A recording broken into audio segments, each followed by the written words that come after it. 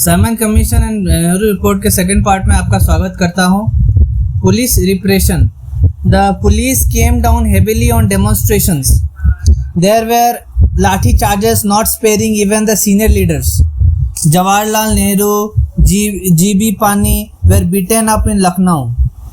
Lala Lajpat Rai received severe blow on the chest in October 1928 which proved fatal and he died on November 17, 1928. Police जो है वो heavily demonstration के ऊपर आ गई, heavy charge किया, लाठी चार्ज किया।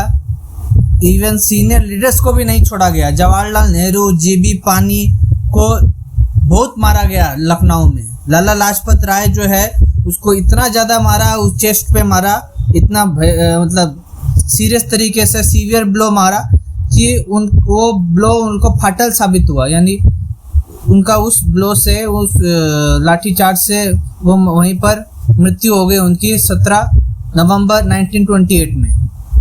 The blow which fail me on today are the last nails driven into the coffin of British imperialism. Lala Lajpat Rai. The blow which fell on me today. जो blows जो आज मेरे ऊपर गिरा है वो लास्ट नेल्स है, driven on the coffin of British imperialism.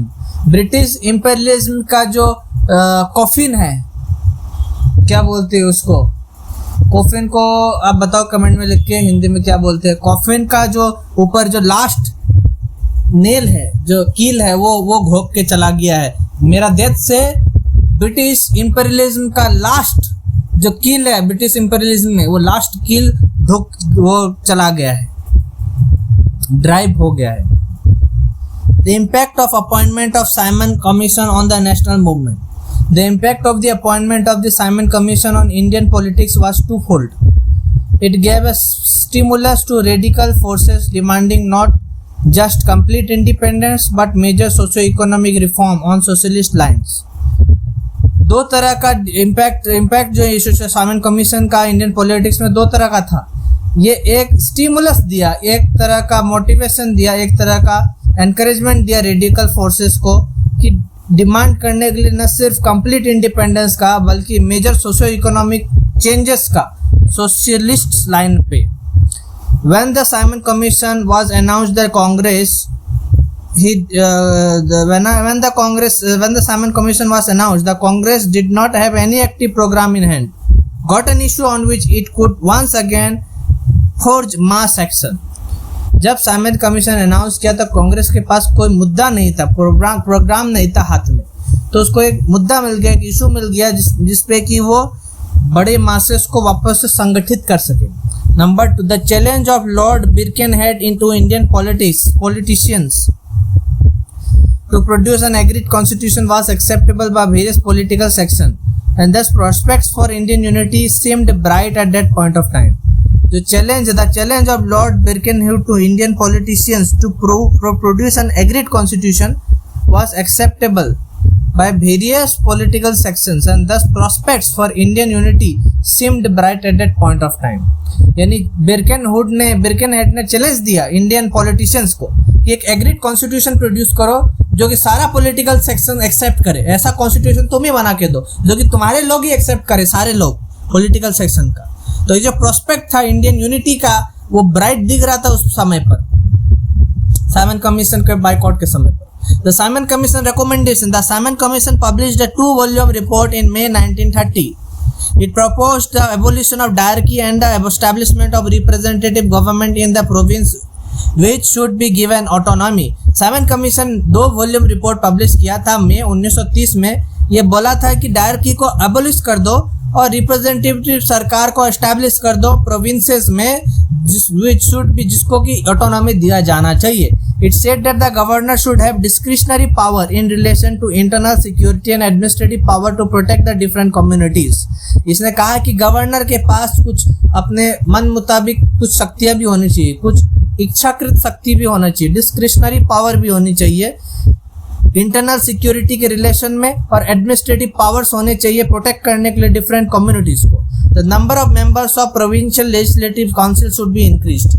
जो मेंबर्स है प्रोविंशियल लेजिस्लेटिव काउंसिल में उसके नंबर्स को इंक्रीज किया जाना चाहिए। The report rejected parliamentary responsibility at the centre. Parliament की जो रिस्पॉन्सिबिलिटी है केंद्र में उसको रिजेक्ट किया रिपोर्ट ने। The governor general was to have complete power to appoint a member of the cabinet.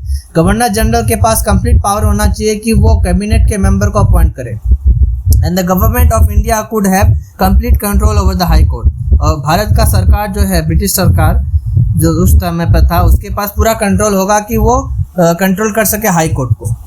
It could recommend that separate communal electorates be retained and extended such electorates to other communities, but only until tensions between Hindu and Muslim had died down. There was to be no universal franchise. It was also recommended that separate communal electorates be retained and extended such electorates in other communities, but only until tensions between Hindu and Muslim have died down. There was to be no universal franchise. Universal franchise मतलब कोई separate electorate नहीं मिलना, यानी Muslims को Muslims ही vote देता है अगर तो वो सेपरेट इलेक्टोरेट हो गया। डिप्रेस्ड को डिप्रेस्ड ही वोट देगा। डिप्रेस्ड एक नेता उठा तो सिर्फ डिप्रेस्ड का ही वोट से वो जीतेगा, तो वो हो गया separate electorate. Universal adult franchise मतलब है कोई भी नेता किसी भी कम्युनिटी से उठे, कोई भी लीडर बनना चाहे उसको सब वोट देगा, सबका बराबर अधिकार है वोट देने का। तो यूनिवर्सल एडल्ट फ्रेंचाइज जो है उसको रिजेक्ट कर दिया साइमन कमीशन ने, और ये बताया कि सेपरेट इलेक्टोरेट हिंदू और मुस्लिम का रहेगा ही, और भी ज़्यादा सेपरेट इलेक्टोरेट दिया जा सकता है जब इन लोग के बीच का टेंशन, हिंदू मुस्लिम का टेंशन खत्म हो। It accepted the idea of federalism but only in the near future. यह आइडिया फेडरलिज्म का एक्सेप्ट किया लेकिन फ्यूचर में ही वो इम्प्लीमेंट किया जा सकता है। It suggested that a consultative council of greater India should be established which should include representative of both the British province as well as princely states। वो सजेस्ट किया कि कंसल्टेटिव काउंसिल ग्रेटर इंडिया का consultative council जो है वो establish होना चाहिए, जो जिसमें कि इंक्लूड करेगा ब्रिटिश प्रोविंस के भी रिप्रेजेंटेटिव और प्रिंसली स्टेट के भी रिप्रेजेंटेटिव। ये suggested at the north west frontier province NWFP, और जो बलोचिस्तान है वो उसको लोकल लेजिस्लेचर उसको मिलना चाहिए, और नॉर्थ वेस्ट फ्रंटियर प्रोविंस और बलोचिस्तान उसके भी अधिकार है रिप्रेजेंट होने के सेंटर पे। It recommended the Sindh should be separated from Bombay and Burma should be separated from India because it was not a natural part of the Indian subcontinent. ये recommend किया कि सिंध जो है अलग होना चाहिए बॉम्बे से, और बर्मा अलग होना चाहिए इंडिया से, क्योंकि वो एक नेचुरल पार्ट नहीं है इंडियन सबकॉन्टिनेंट का। It also suggested the Indian army should be Indianised through British forces, though British forces must be retained. India got fully equipped. ये सजेस्ट किया कि इंडियन आर्मी जो है इंडियनाइज होना चाहिए, ब्रिटिश फोर्सेस रिटेन रहने चाहिए, वो तो रहने चाहिए, और इंडिया को फुल्ली इक्विप करना चाहिए। But by the time the report came out it was no longer relevant because several events overtook the importance of its recommendation. क्योंकि इंडिया जब तक ये रिपोर्ट आया उसका इम्पोर्टेंस इतना ज़्यादा नहीं था, क्योंकि बहुत सारे इवेंट्स ऐसे हो गए थे जो कि इसके इम्पोर्टेंस को ख़त्म कर चुके थे। Nehru report As an answer to Lord Birkenhead's challenge, an all-party conference met in February 1928. बिर्केनहेड ने चैलेंज दिया था ना इंडियंस को कि बना लो तुम एक संविधान जिसमें कि सारा तुम लोग के आदमी का ही सब लोग राजी हो जाए, एग्री हो वो संविधान के लिए। सारा सेक्शन, सारा पॉलिटिकल सेक्शन, हिंदू मुस्लिम दलित सब लोग एक कॉन्स्टिट्यूशन ऐसा बनाओ जिसमें कि सब लोग राजी हो। तो उस चैलेंज को एक्सेप्ट करते हुए ऑल पार्टीज कॉन्फ्रेंस बैठी गई फरवरी 1928 में, and appointed a subcommittee under the chairmanship of Motilal Nehru to draft a constitution। तो एक सब कमेटी बैठाई गई जिसमें कि मोतीलाल नेहरू के चेयरमैनशिप में एक कॉन्स्टिट्यूशन को ड्राफ्ट करने के लिए। This was the first major attempt by the Indians to draft a constitutional framework for the country. ये पहला अटेम्प्ट था, मेजर अटेम्प्ट था इंडियंस का कि वो कॉन्स्टिट्यूशनल फ्रेमवर्क, एक ढांचा बनाने का, संवैधानिक ढांचा बनाने का देश के लिए।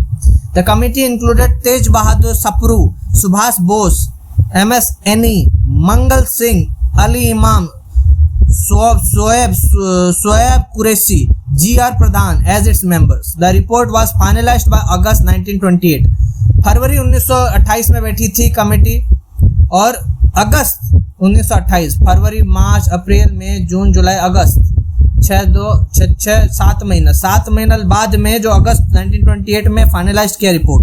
The recommendation of the Nehru Committee were unanimous except in one respect. While the majority favored the dominant status as the basis of constitution, a section of it wanted complete independence as the basis, with the majority section giving the latter section liberty of action. मतलब है कि recommendation of the Nehru Committee